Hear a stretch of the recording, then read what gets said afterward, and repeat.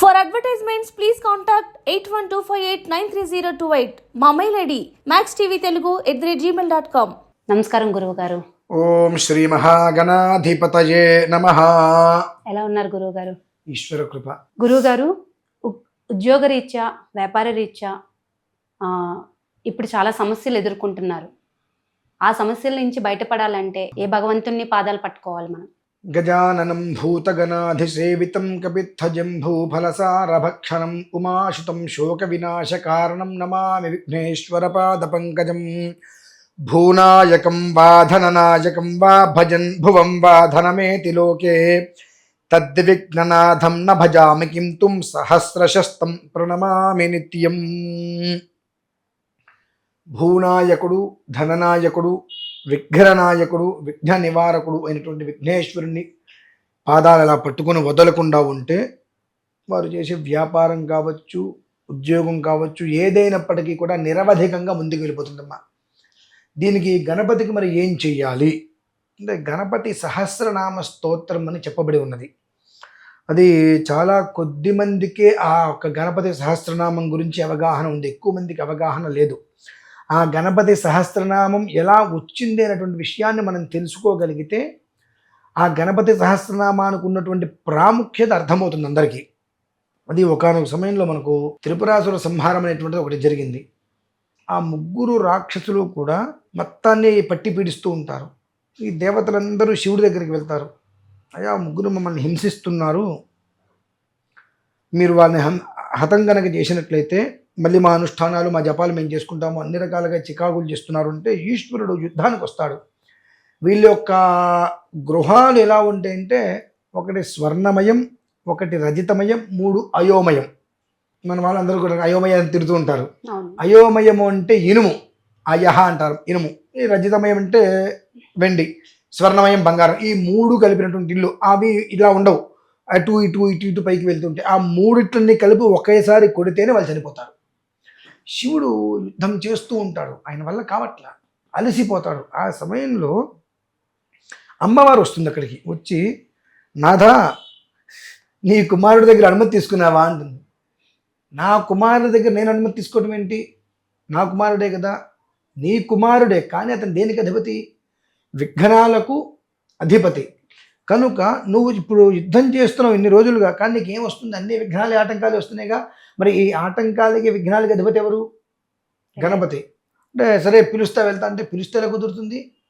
నీ దగ్గరకు వచ్చి నిన్నెవరైనా నీ దగ్గర ఏదైనా కోరాలంటే నీదేం చేయాలి? జపం చేయాలి, అనుష్ఠానం చేయాలి, తపస్సు చేయాలి. నువ్వు అదే పని చేయి అన్నప్పుడు ఈశ్వరుడు వెళ్ళి ప్రశాంతంగా ఒక చోటు కూర్చొని గణపతిని అనుష్ఠానం చేస్తుంటాడండి. కొంతకాలం అనుష్ఠానం చేసేటప్పటికీ తన శరీరంలోంచి ఆత్మావై పుత్ర నామాసి ఒక రూపం ఎదురుకుండా వచ్చి నిలబడుతుంది. ఎలా ఉంటుందంటే 5 ముఖాలు, 5 ముఖాలతో గణపతి కనిపిస్తూ ఉంటాడు. తన ఆత్మావై పుత్ర నామాసి తన రూపమే కదా, ఎదురుకుండా వచ్చి నిలబడితే ఈశ్వరుడు ఎవరు నువ్వు అని అడుగుతారు. ఆత్మావై పుత్ర నామాసి, మరి నీకు అర్థం కాలేదా అని అంటారు.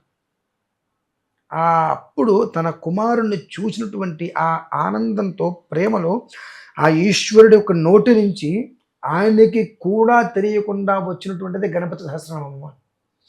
అది మామూలుగా చదివితే 1 గంట సమయం పడుతుంది, వినాలన్నా ఒక 40 నిమిషాల సమయం పడుతుంది.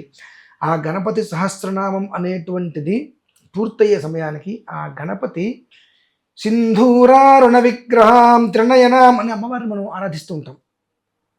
లలితా సహస్రనామం వస్తాయి. ఆ సింధూర వర్ణంలో, అంటే ఈ గణపతి తొండం వస్తుంది కదండి, ఆ ముఖం దగ్గర ఇక్కడ సింధూర వదనంతో ఎంతో దేదీప్యమానంగా ఆయన కనిపిస్తూ ఆ తేజస్సుకి శివుడు ముచ్చట పడిపోతాడు. ఏం కావాలి అని అడుగుతాడు. అప్పుడు ఆ గణపతి అంటే కొడుకు దగ్గరికి తండ్రి వచ్చి అడగాలి. అంటే ఏం కావాలి జనాలకి? వాళ్ళు అనుకున్నటువంటి ముందుకు వెళ్ళాలి అంటే ఎన్నో రకాలంటే విఘ్నాల నుంచి బయటపడాలి అంటే ఆ విఘ్నాధిపతిని కొలవాలి. తండ్రి కొలిచాడు, కొలిచినప్పుడు నీకేం కావాలి అంటాడు.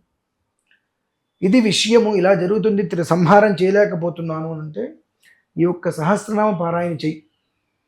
ఆయన అక్కడి నుంచి కూర్చొని 44 రోజుల పాటు గణపతి సహస్రనామ పారాయణ చేస్తారండి. 2 రోజులు, 3 రోజులు, 4 రోజులు కూర్చుంటే అవో ఇవేమి మనం అనుకుంటాం. నేను పారాయణ చేశాను, వెంటనే ఇక్కడ లైట్ వేస్తే, ఇక్కడ స్విచ్ వేస్తే అక్కడ లైట్ వెలిగింది అని మనం ఫీల్ అవుతాం. 40 రోజులు చేస్తే నీకు అదృష్టం కలగచ్చేమో.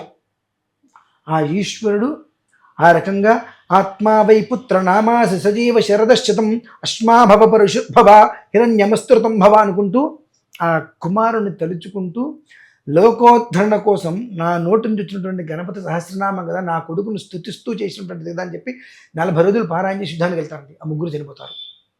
ఆ రకంగా లోకానికి అందించినటువంటి గణపతి సహస్రనామ స్తోత్రం ఈ ఉద్యోగం కావచ్చు, వ్యాపారం కావచ్చు, ఎదుగుదల లేకపోవటం, ఇటువంటి వారందరూ కూడా ఖచ్చితంగా ఇంట్లో ఇంత చిన్నదైనా ఒక అంగుళము, అంగుళమున్నర, 2 అంగుళాల్లోపు గణపతిని పెట్టుకొని ఇంటి చుట్టూతో గరిక దొరుకుతుంది. అవునండి.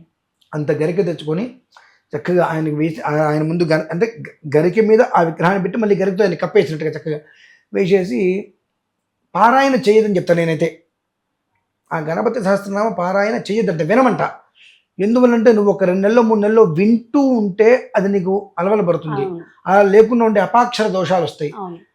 వాస్తవానికి అవాస్తవాలు ఎక్కువ వస్తాయి.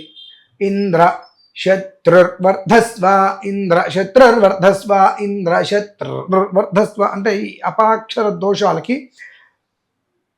ఇంద్రుణ్ణి సంహరించేటువంటి కొడుకు కావాలని చెప్పి కోరుకుంటారు. ఇంద్ర శత్రుర్వర్ధస్వ అని అక్కడ ఏమైంది, ఇంద్ర శత్రుర్వర్ధస్వ అని ఆ పలికేటువంటి అపస్వరం పలికేటప్పటికి ఇంద్రుడి చేత సంహరింపబడేటువంటి కొడుకు జన్మించాడు. అంటే ఇంద్రుణ్ణి చంపేటువంటి కొడుకు కావాలి అని చెప్పి ఆవిడ గర్భాన్ని మోస్తూ చిన్న అపాక్షరం చేత ఆ ఇంద్రుడి చేత సంహరింపబడేటువంటి కొడుకుని జన్మించాడు.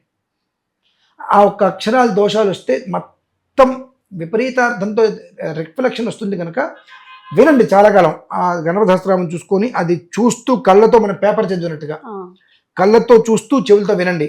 దానివల్ల మీకు అక్షరాలన్నీ కూడా కుదుటపడతాయి. కంటిన్యూగా ఒక 10-11 రోజుల ముందు మీరు కనుక విన్నట్లయితే ఒక క్లారిటీ వస్తుంది. దాంతో సమానంగా కళ్ళతో మీరు చదవగలుగుతారు. అలా చేసి 21 రోజులమ్మ చేసి రోజు అంత బెల్లం ముక్కను విదిలిపెట్టి అది ప్రసాదంగా తీసుకుని ఉదయం పూట 5 స్నానం చేస్తే 6:30 కల్లా అయిపోతుంది. మొత్తం ఒక గంటన్నర. మొదటి రోజు అంటే వినటం అరగంట 45 నిమిషాల్లో అయిపోతుంది. మొదట్లో చదవడం మొదలు పెడితే ఒక 15 నిమిషాలు లేట్ అవుతుంది, చిన్నగా చదవాలి కాబట్టి. 5:05 కల్లా స్నానం చేసి 6:30 కల్లా కంప్లీట్ చేసేసుకొని వాళ్ళ పనులు వాళ్ళు చేసుకోమండి. 21 రోజు కనుక ఆ రకంగా చేసినట్లయితే వాళ్ళు ఏ ఉద్యోగము, ఏ వ్యాపారము, ఏది అభివృద్ధి లేక ఆటంకాలతో అడుగు ముందుకు వేస్తుంటే అనేక రకాల ఆటంకాలతో అడుగు ముందుకు పడకుండా ఏది ముట్టుకున్నప్పటికీ కూడా అది ఇబ్బంది పడిపోతూ ముట్టుకున్న ప్రతిదీ మసైపోతూ ఇక జీవితం లేదు అనుకున్నప్పుడు ఈ విధానం కనుక చేసినట్లయితే అద్భుతమైన జీవితాన్ని గణపతి ఇస్తాడు. ఏ రకంగా ఇస్తాడు? ఒకేసారి అయితే ఇవ్వడు. మన భ్రమే అదంతా.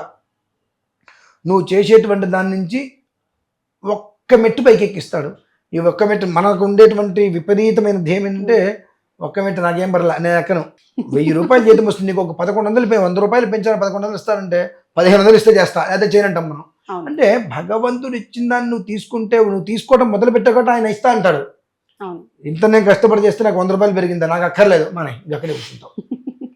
నేనంటే అంటే చప్పట్లు వస్తుంది, ఇట్లా ఊపితే ఉపయోగం లేదు. నువ్వు భగవంతుని ఆరాధించవు. భగవంతుడు నీకేదో ఇద్దామనుకున్నప్పుడు దాన్ని నువ్వు పుచ్చుకోగలిగితే ఇచ్చింది అది నీకు 10,000 రెట్లుగా వృద్ధి చెందుతుంది.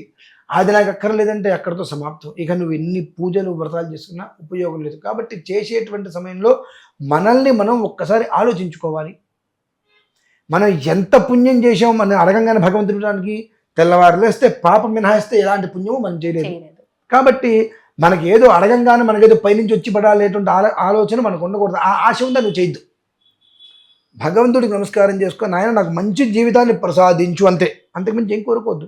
మంచి జీవితాన్ని ప్రసాదించు తండ్రి, నా విఘ్నాలన్నింటినీ కూడా నిర్వీర్యం చేసేయి, నిర్విఘ్నంగా అడుగు ముందుకు వేయడానికి నేను నామం చేస్తున్నా తండ్రి. అంతేగాని నా గోత్రం చెప్పుకుంటా, నా పేరు చెప్పుకుంటా, నా ఉద్యోగం చెప్పుకుంటా ఇవన్నీ లేకుండా కనుక ఆ గణపతి సహస్రనామ స్తోత్రం అనేటువంటిది 21 రోజులు పారాయణ చేయగలిగితే దాని యొక్క అద్భుతమైనటువంటి ఫలితం మాత్రం చూస్తారు ప్రతి ఒక్క మనిషి. మా సందేహాలకు చక్కటి సమాధానాలు ఇచ్చినందుకు మీకు ధన్యవాదాలు తెలుపుకుంటున్నాం గురువుగారు. ఇలాంటి సందేహాలకు మీకు సమాధానాలు కావాలనుకుంటే మ్యాక్స్ టీవీని సబ్స్క్రైబ్ చేసుకోండి.